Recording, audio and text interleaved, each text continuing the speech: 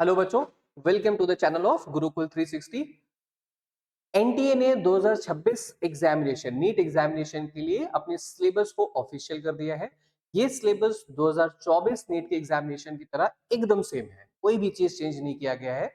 फिर भी जब आप इसके सिलेबस को ध्यान से पढ़ोगे तो दो जगह पे थोड़ा सा बच्चों को दिक्कत आता है। वो दो जगह क्या है उसको थोड़ा सा समझते हैं हम लोग। जैसे जब आप सिलेबस ओपन करोगे तो बायोलॉजी वाले सेक्शन पे अब आप देखोगे जाके कि यूनिट 2 जो कि structural organisation in animals and plant है, ये वाली यूनिट पे एक जगह लिखा हुआ है, पढ़िए इसको जरा सा। मॉर्फोलॉजी एंड मॉडिफिकेशन, जिसमें tissue anatomy and function of different parts of flowering plants पढ़ना है।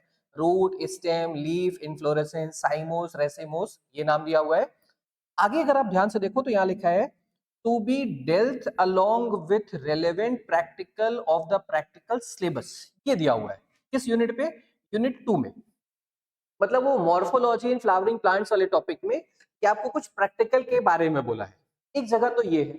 इसी तरह जब आप सिलेबस को और ध्यान से पढ़ोगे तो आगे एक लोकोमोशन एंड मूवमेंट वाला टॉपिक है ना। जूलॉजी में लोकोमोशन एंड मूवमेंट वाला एक चैप्टर है।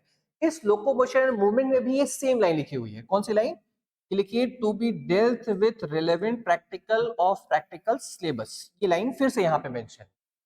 ये क्या चीज है? क्या ये हमारे सिलेबस का पार्ट है कि नहीं है? जब एनटीए ने इसको अपने ऑफिशियल वेबसाइट पे अपने ऑफिशियल चैनल्स के थ्रू बता दिया है कि ये चीज हमको कवर करना है, तो ये हमारे सिलेबस का पार्ट ही है। अब ये कहाँ दिया हुआ है? हमारी किताब में ऐसा कोई प्रैक्टिकल तो दिया नहीं, बट आप सीबीएसई की प्रैक्टिकल बुक्स में देखोगे तो ये दोनों प्रैक्टिकल्स दिए हुए हैं और ये दोनों प्रैक्टिकल्स हम लोगों को पढ़ने भी है। देखते हैं। जैसे पहला मॉर्फोलॉजी की बात करें तो ये देखिए प्रैक्टिकल बुक, एक स्क्रीनशॉट है उस प्रैक्टिकल बुक का। इस प्रैक्टिकल बुक में इस चीज को मेंशन किया गया है। अब ध्यान से देखो, हम इसको देखते हैं। जैसे देखो एनसीईआरटी में मॉर्फोलॉजी में कहीं भी ये कॉरेम्ब वर्ड नहीं दिया हुआ है, कहीं भी कैटकिन वर्ड नहीं दिया है, स्पाइक नहीं दिया हुआ है, स्पैडिक्स नहीं दिया हुआ है। ये सब वर्ड्स नहीं दिए बेटा। आप ये वाला देखो पूरा पार्ट, ये वाला पूरा पार्ट देखो, ये पार्ट नहीं दिया हुआ है। एनसीईआरटी ने रेसिमोस, साइमोस ये सब चीजें दी हुई है, बट ये वर्ड्स नहीं दिया हुआ है। तो क्या इससे क्वेश्चन आ सकता है सर? जी जरूर आ सकता है। जब एनटीए ने अपने सिलेबस में इस चीज को मेंशन किया है कि बच्चों को प्रैक्टिकल्स पढ़ने हैं, तो आपको ये चीज एग्जामिनेशन पे आइडियली ध्यान रखना चाहिए। इनसे क्वेश्चंस आ सकते हैं, है ना। अच्छा, ऐसा नहीं कि रेगुलर आ ही रही हैं, बट ये कभी भी आ सकते हैं। तो ये क्योंकि सिलेबस का पार्ट है तो आपको पढ़ना है, ये चीजों को आपको ध्यान देना है। एक तो ये जगह है। दूसरा, जैसे locomotion and movement, locomotion and movement में भी यही बात की, to be dealt with practical वाली में। आइए देखते हैं। ये लोकोमोशन।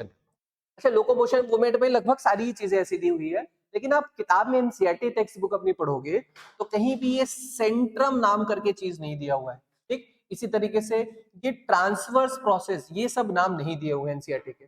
और इनसे क्वेश्चन बेटा ये 2026 एग्जामिनेशन पे जरूर बन सकता है।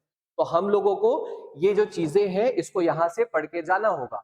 अच्छा, हर जगह नहीं पढ़ना है, सारे प्रैक्टिकल नहीं पढ़ना है, लेकिन एटलीस्ट 2 प्रैक्टिकल आप पढ़ के जाओगे। एक लोकोमोशन एंड मूवमेंट का, क्योंकि सिलेबस ने बोल दिया है। दूसरा मॉर्फोलॉजी इन फ्लावरिंग प्लांट्स का, इसका भी प्रैक्टिकल जो सीबीएसई ने दिया है उसको आप पढ़ के जाओगे। 2 जगह। अच्छा, ये आपको मिलेगा कहाँ बेटा? ये गुरुकुल का एक ऑफिशियल टेलीग्राम चैनल है। ये ऑफिशियल टेलीग्राम चैनल आपको पिन कमेंट्स में जरूर मिल जाएगा। उस पिन कमेंट में जाके आप टेलीग्राम चैनल को ज्वाइन कर लो और उसमें ये सारे पीडीएफ, ये वाले पीडीएफ और इसके अलावा जो भी यहाँ पीडीएफ है वो वहां पे अपलोड हो जाएंगे। तो पहली बात हो गई कि जो एनसीईआरटी का सिलेबस है उसको हम लोगों ने क्लियर किया। इसके अलावा बेटा एक और चीज जो आप हो सकता है मिस करो एनसीईआरटी में, उसको भी ध्यान देना है। और वो चीज क्या है? वो है ये क्यूआर कोड। जब आप एनसीईआरटी बुक को देखोगे, जिनके पास भी नई वाली एनसीईआरटी बुक्स है, उस पर आप ध्यान से देखो, हर चैप्टर स्टार्ट होने से पहले बेटा एक क्यूआर कोड दिया होगा। इस तरीके का एक क्यूआर कोड, इस तरीके का एक क्यूआर कोड दिया रहता है। उस क्यूआर कोड को आप मोबाइल पे जब स्कैन करोगे तो आप आप एनसीईआरटी की ऑफिशियल वेबसाइट पे जाओगे। एनसीईआरटी के ऑफिशियल वेबसाइट पे जब जाओगे तो वहां पे अलग अलग रिसोर्सेज दिए हुए हैं पढ़ने के लिए। ना, वहाँ एनसीईआरटी टेक्स्ट बुक भी है, वहाँ पे वीडियो लेक्चर्स भी है, वहाँ पे कुछ रिटन ई डॉक्यूमेंट्स भी है। इसके अलावा वहाँ वेरी इंपॉर्टेंट, जो आपके लिए काफी इंपॉर्टेंट हो सकता है, वो क्या है? एमसीक्यूज। वहाँ पे एमसीक्यूज दिए हुए हैं। और वो एमसीक्यूज आपके एग्जामिनेशन पे डायरेक्टली आ सकते हैं। ऐसा देखा गया प्रीवियस ईयर में कि जो एग्जाम्पलर के क्वेश्चन होते हैं या एनसीईआरटी जब खत्म होती है तो उसके पीछे के कुछ क्वेश्चन होते हैं, ये क्वेश्चंस डायरेक्टली आपके एग्जामिनेशन, नीट के एग्जामिनेशन में आ सकते हैं। तो अगर आप पहले से इसको पढ़ के जाओगे तो आपके लिए ये ज्यादा बेनिफिशियल रहेगा। ठीक है, ध्यान रखना क्या, जब आप इस क्यूआर कोड को स्कैन करोगे, ऑफिशियल वेबसाइट पे जाओगे, तो वहां एक एमसीक्यू करके सेक्शन दिया होगा। उस एमसीक्यू सेक्शन में आपको एनसीईआरटी लेवल के, एनसीईआरटी पे बेस्ड ढेर सारे क्वेश्चंस मिल जाएंगे हर चैप्टर के। जैसे ही आपने इसको स्कैन किया, आप स्कैन करके आगे जाओगे तो आपको कुछ ऐसा दिखाई देगा, एक ऐसा फॉर्मेट दिखाई देगा। तो ये देखिए ध्यान से, ये फॉर्मेट एनसीईआरटी ने ही दिया है, पब्लिश्ड बाय एनसीईआरटी। तो ये आपके एग्जामिनेशन पे आ सकता है, ये भी एक सिलेबस का पार्ट है। आप इसे क्वेश्चन प्रैक्टिस करके जाओगे तो आपके लिए बेनिफिशियल होगा। इसी में देखिए अलग अलग चैप्टर है, animal kingdom, plant kingdom, morphology and flowering plant, anatomy, ऐसे सो ऑन। 11th के हैं, फिर 12th के हैं, सारे चैप्टर्स दिए हुए हैं।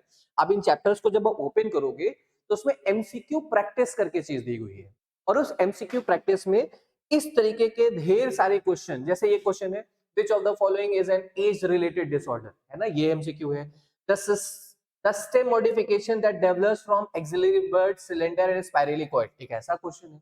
एक ऐसा क्वेश्चन है, both starch and cellulose are polymer of glucose but starch gives blue black color with iodine whereas no such color is obtained with cellulose। ये तो बेटा क्वेश्चन आया भी हुआ है, अगर आपको याद हो तो ये क्वेश्चन आया भी हुआ है। ये क्वेश्चन डायरेक्टली भी आपके एग्जामिनेशन पे आ सकते हैं। तो एग्जामिनेशन पे कुछ नया ना मिले, इसके लिए आप पहले से इसको प्रैक्टिस करके जाइए। ठीक है, तो दो चीज इस वीडियो से हम लोग को, दो चीज पता चला। पहला कि हम लोगों को दो चैप्टर में, कौन कौन से दो चैप्टर, एक मॉर्फोलॉजी इन फ्लावरिंग प्लांट, एक लोकोमोशन मूवमेंट, इससे क्वेश्चन सॉल्व करने हैं प्रैक्टिकल वाले। जो प्रैक्टिकल बुक दी हुई है उसकी थ्योरी पढ़ के जाना है, ताकि कुछ नया क्वेश्चन आया तो हम लोग उसको टैकल कर सके एग्जामिनेशन पे। दूसरी बात, एनसीईआरटी का क्यूआर स्कैन करके जो भी ऑब्जेक्टिव क्वेश्चन दिए हैं, ये ऑब्जेक्टिव एग्जाम हम लोग क्वेश्चंस प्रैक्टिस कर रहे हैं। ठीक है बच्चों, थैंक यू।